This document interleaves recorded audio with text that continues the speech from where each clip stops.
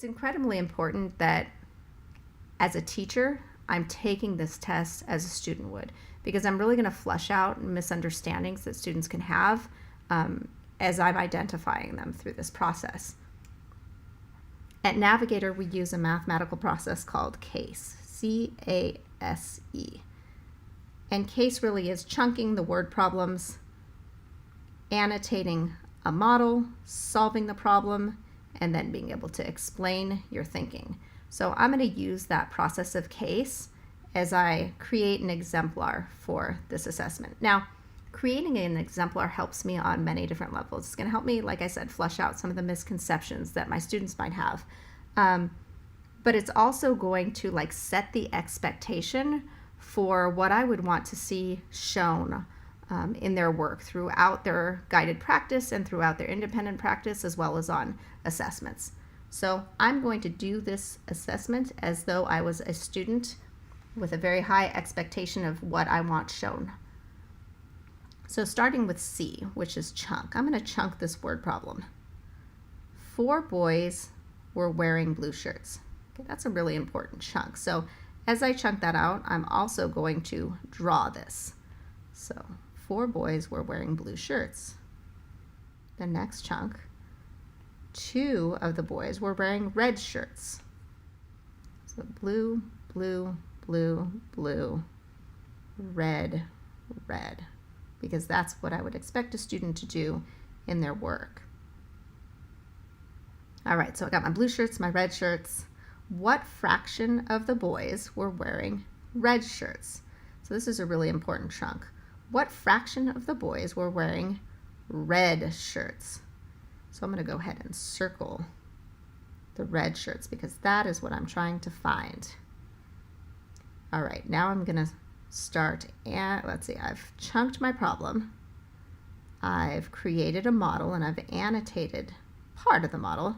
So let's see, what did I forget with annotation? I have not numbered my set. So I'm going to go ahead and number my set, and I feel good about crossing out that annotation now. And now I'm going to solve the problem. So first I'm going to find my denominator, 1, 2, 3, 4, 5, 6. 6 shirts in that set. And we're looking for how many red shirts. So that is 2 out of the 6. And I'm going to annotate even my solve. I think I'm going to say 2 red shirts out of 6 shirts. All right. Now, one strategy that I like to have my students do is to go through the multiple choice and just double check against their work and disprove any answers that might be incorrect. So I can tell right off that A is incorrect because that's equal to a whole. And I know that every single one of these kids are not wearing red shirts. I'm going to look at B, 4, 6. Well, 2, 6 were red, 4, 6 were blue. I think the mistake here was they actually represented the blue shirts in this one here. So 2/4 would have been 1/2. I know that. And 1/2 of this set would be right here. So I'm going to say that's incorrect. And of course, the correct one matches my annotated model. It matches my solve. And I think I've sufficiently solved this and explained it through my diagram, and I could very easily explain this to my teacher orally too when asked to defend my answer. I'm going to go ahead and do one more, and that is number 3. So I'm going to set my problem up with CASE right here to make sure that I remember to follow my process. And we're going to start with C, chunking it. There's really only one chunk in this word problem, and that is what fraction of the circle is shaded. And that's a really important word, shaded. So I feel like I've chunked that out. I know what the question is asking me. And I think the first thing I'm going to do is annotate their model. They already have a model there. It makes it a little bit easier for me.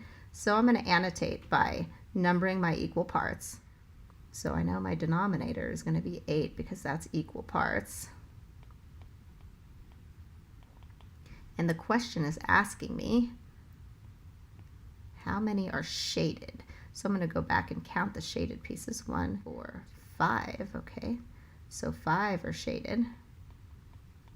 Okay, I've annotated my model. I've even gone right into my solve. And I think that I'm confident I could explain this and defend my answer in a discussion. I have every piece of information I need. Now I'm going to go ahead and look at the answer choices that I've been given.